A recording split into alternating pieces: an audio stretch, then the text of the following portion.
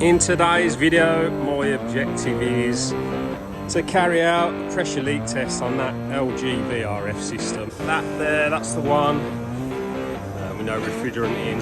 Just in case you've never seen inside an LG VRF before. I've got absolutely no idea what the password is. We're in the vacuum mode, so yeah,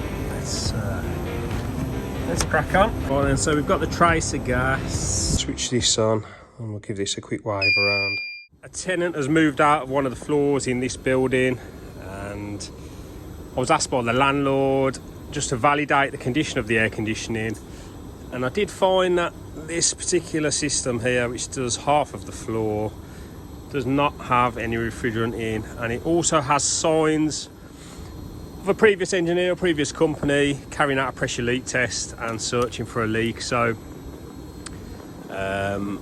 there is a lot of covers removed from indoor units, and one indoor unit in particular has been stripped and had the drip pan removed. So there's a good chance that the leak could possibly be there. And I'm guessing this sort of all happened during just before the COVID pandemic, and then for whatever reason, the repair hasn't continued.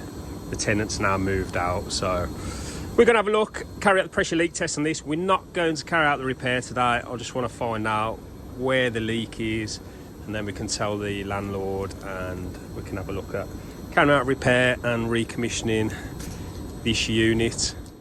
We are looking at an office. I've been asked to just check the air conditioning and check the condition of the air conditioning. A few localised controllers knocking around. I think what I'm going to do, I'm just going to get all the ceiling tiles out. We'll expose the indoor units, then we can have a look at the condition of each one. This is the centralised controller look. Now, I've got absolutely no idea what the password is. It's not written down anywhere. I have spoke to LG. I've tried just the standard username password. That didn't work, so there's no way of basically erasing the password without hooking your computer onto this and then following. Basically, got to download a program, follow some instructions in order to reset it. So I really need to do that. So if I get a chance, I'll go and grab the laptop and have a look at that.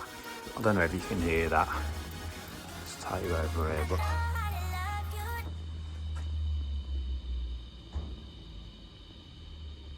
yeah, fan motor is quite noisy on that one, and there is a unit over there in that corner where the drying pan's been removed and the panels, so it's definitely been stripped down for a reason. There's quite a few where it looks like the covers have been taken off the flare nuts, or the insulation has been taken off the flare nuts and sort of the plate where it goes into sort of inside the unit and exposes a bit of the drip tray. So whether someone's been looking for a leak, I don't know. All right, then you see there, look, we've got the covers whipped off. We've actually got some handy notes written down there. So pressure test, leak on 1/2 inch flare, blah blah blah. Looks like we've also got some parts down here. I'm guessing these are going to be the misters. So yeah, we've got a load of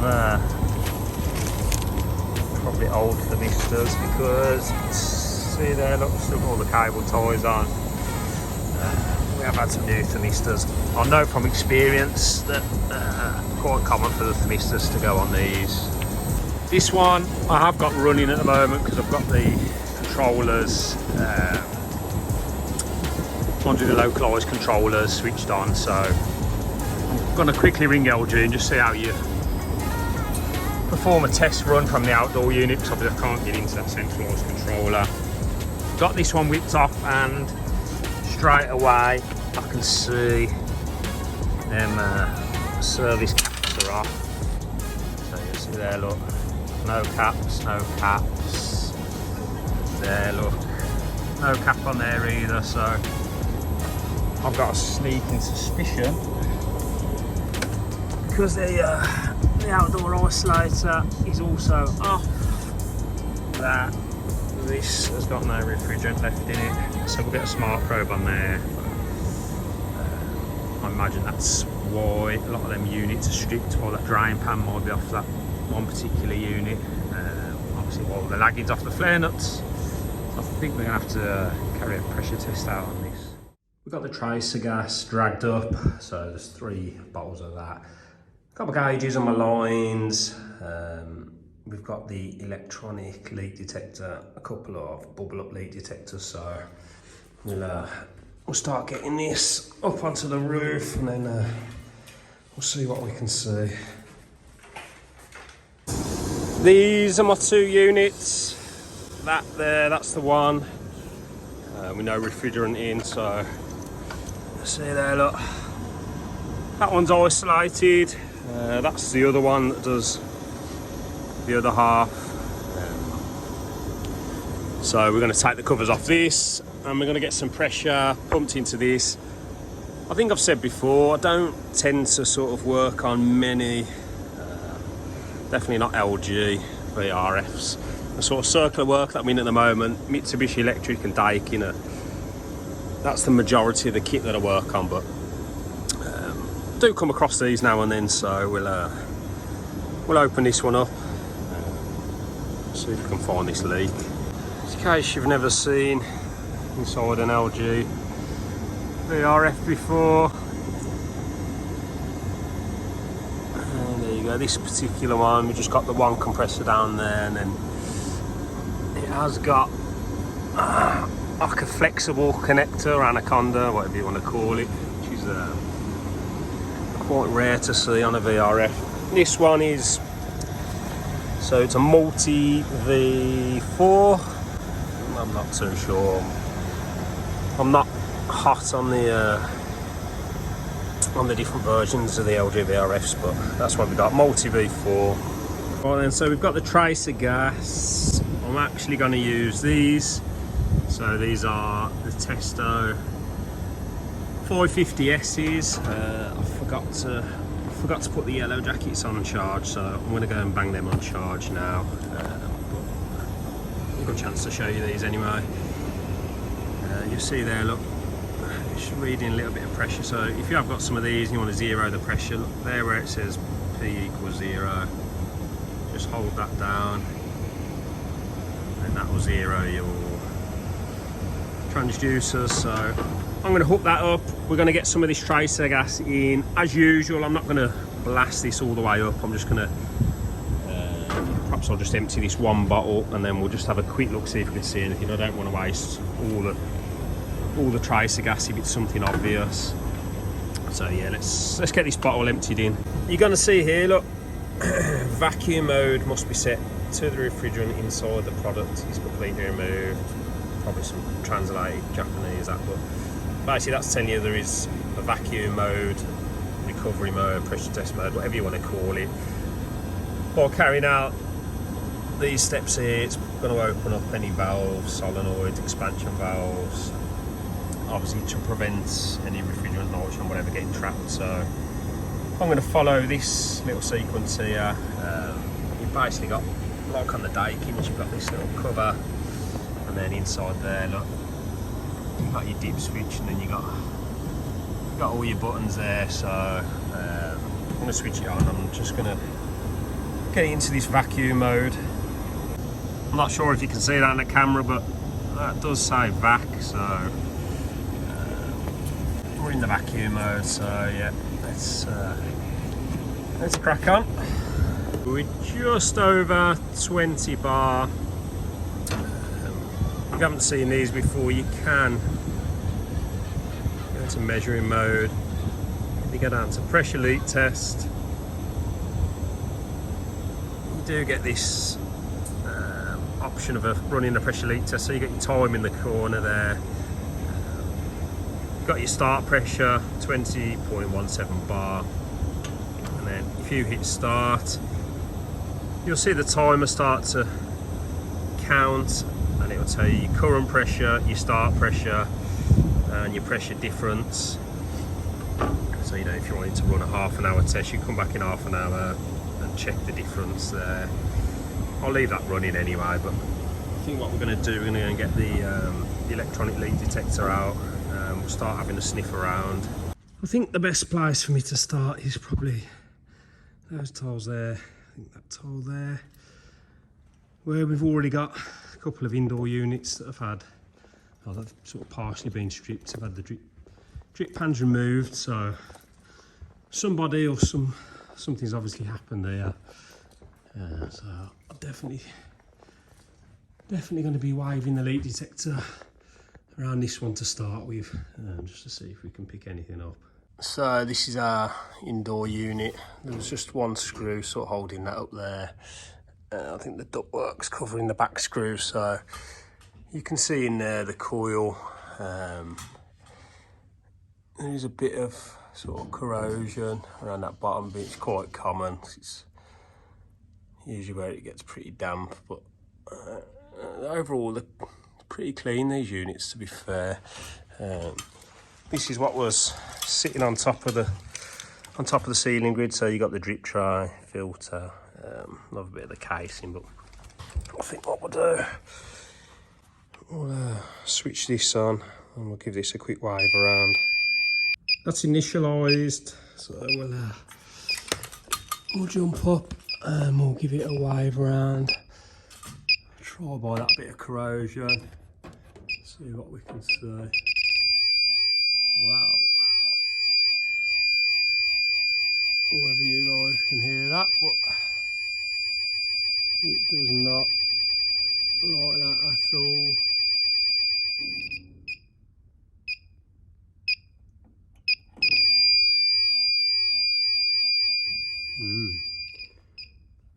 So, doesn't look like it's going to be very hard today.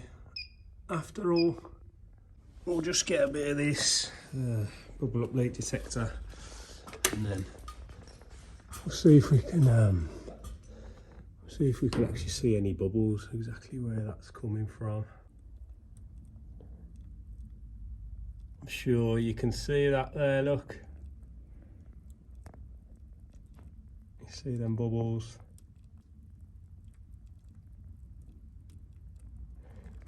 So yeah, just there. Looks like on the brace joint.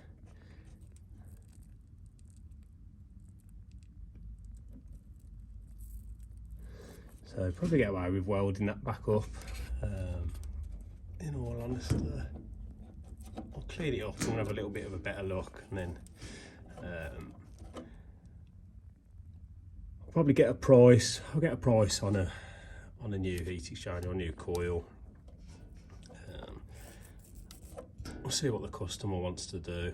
Whether they want to go with a new heat exchanger or potentially just weld that back up. So, but yeah, pretty easy one that was. I can't take all the glory for that one because obviously somebody else has been here before me, and they've obviously found this leak. Now, this would have been a perfect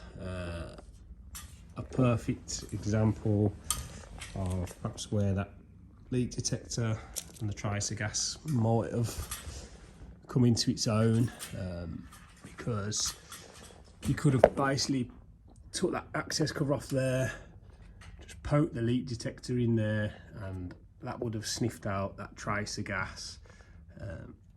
If you were using just normal nitrogen, then you probably, that kind of leak there on a system full of ducted units, that can be really hard to find. You've got to start doing this, stripping all the drip trays out, and if you haven't got any idea on where to start, then you've got to start stripping every one basically. But I think that would have at least helped get you in the right area. So I'll switch it back on. We'll see if we can just poke it through that hole up there, that little access hole, and we'll see if it picks up that leak.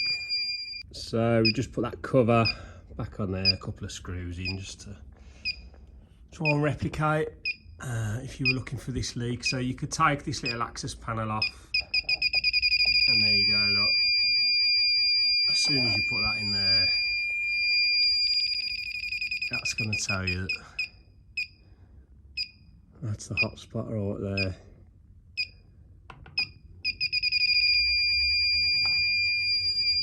So I think what I'm going to do while I'm here, I'm going to run around with this while we've got the tracer gas in.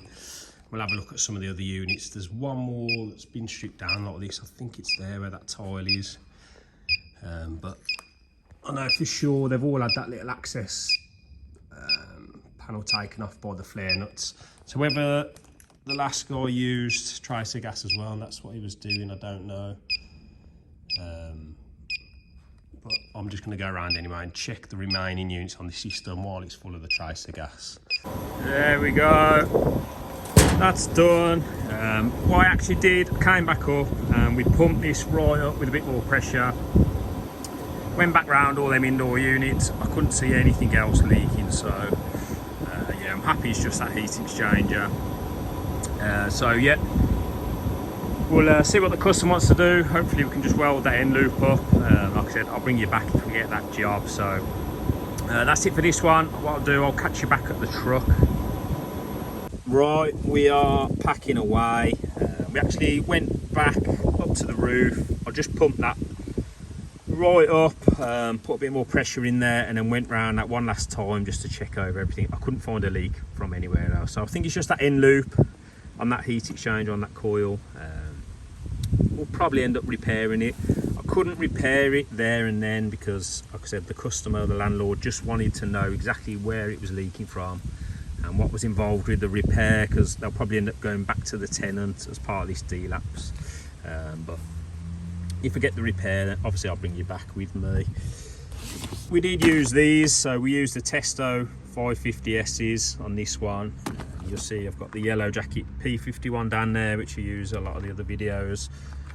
At the moment I've got a lot of kit from a lot of brands. I've also been sent a lot of stuff to try, so I've got a lot of stuff from Yellow Jacket, and they've also sent me a couple of their latest releases, so I'm going to show you them soon.